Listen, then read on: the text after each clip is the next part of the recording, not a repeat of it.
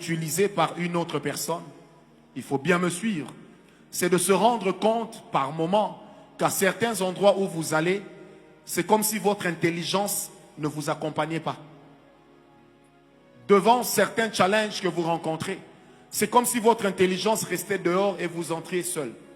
C'est comme ça que vous allez remarquer, il est de ces bureaux qui sont des plateformes de vol d'intelligence ou de paralysie d'étoiles. Tu peux venir avec ton étoile, mais on paralyse ça, de sorte que ça ne puisse pas briller dans un certain domaine ou encore dans un certain cadre. Mais je prie ce soir que ton étoile brille partout, partout, partout au nom de Jésus. Amen. Se rendre compte que quelqu'un est en train d'utiliser ton potentiel. Ton potentiel. Est-ce que vous savez qu'il est de ces personnes qui sont stériles parce que d'autres sont en train d'accoucher avec leur matrice? Vous savez ça?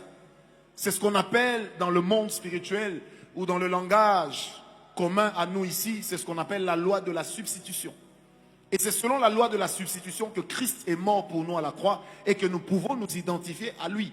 Parce que dans la substitution, il y a eu aussi une substantation. Quelqu'un me comprend? Ça veut dire que dans le monde spirituel, je reprends, quelqu'un peut se substituer à vous.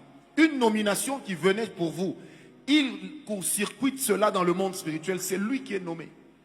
Vous allez dans une réunion, vous êtes très intelligent, vous avez la matière, mais vous vous tenez en face d'une personne parce que vous êtes avec elle, elle pénètre dans votre être intérieur, ressort votre intelligence, commence à expliquer les choses que vous étiez censé expliquer. Et quand vous l'entendez parler, vous avez l'impression de vous entendre vous-même.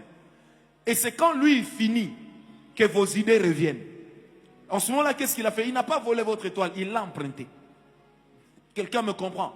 Des gens qui peuvent emprunter votre étoile, qui peuvent voler votre étoile, pour une saison ou pour la vie, ces gens-là existent et ils sont, ma foi, très dangereux. Est-ce que quelqu'un m'a compris? Des enfants qui sont intelligents, mais leur intelligence ne se montre qu'à la maison. Il est intelligent. Lorsque vous ouvrez le livre des mathématiques, vous lui donnez le livre de ce monde merveilleux, vous lui donnez des récitations. À la maison, vous dites, waouh, ce Raphaël Kana Junior, vraiment, il est intelligent. Mais une fois que l'enfant va à l'école, il échoue. Amen.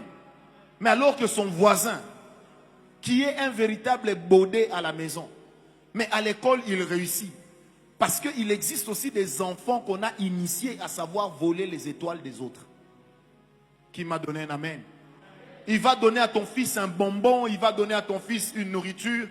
Et ton fils, comme tu ne lui as pas appris à se discipliner, il va prendre, pendant qu'il prend le bonbon, il ouvre la porte pour qu'on lui vole ce qu'il a. C'est comme ça qu'il est de ces enfants qui échouent en classe, mais qui réussissent à la maison.